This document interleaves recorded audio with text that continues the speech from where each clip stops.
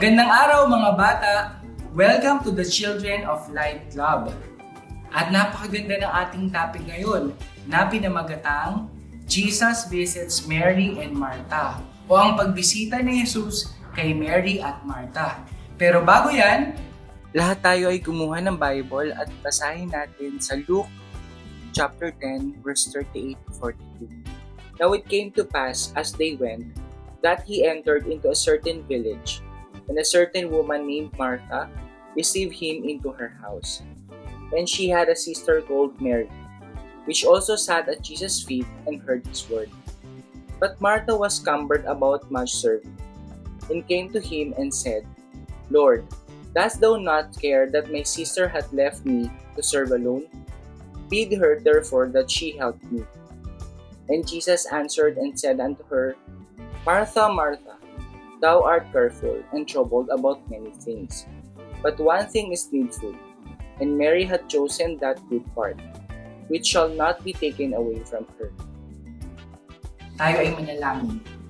Panginoon po naming nasa langit, maraming salamat po sa inyong salita na aming binasa. Nawa ito po ay magbigay sa amin ng karunungan at malaman namin kung ano ba ang values na itinuturo ng inyong salita. Kaya lamang po ang maitaas sa pangalan ni Jesus. Amen. O diba napakaganda ng ating topic ngayon.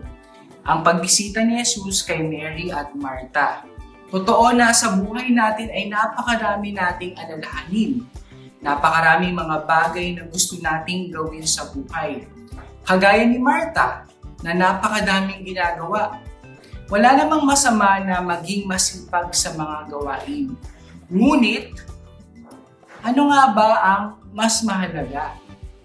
Diba? Ano nga ba ang mas mahalaga sa buhay natin? At ito ang pinaalam sa atin ng Panginoong Hesukristo.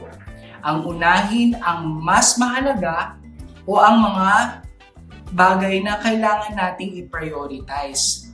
At ito naman ang pinakita ni Mary. Unang-una, diba minsan lang naman natin makasama o minsan niya lang makasama ang Panginoong Hesukristo. Kaya pinili niyang makasama siya at makinig sa kanyang paanan ng kanyang mga salita na lubos na mas mahalaga.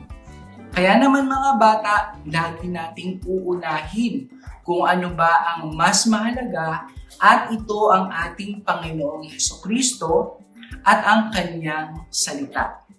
Nawa tayong lahat ay natuto na lagi tayong makinig sa ating mga magulang, sa ating mga pastor, mga guro na nagbabalita o nagbibigay ng magandang balita galing sa Biblia. At ito ang ating laging uunahin.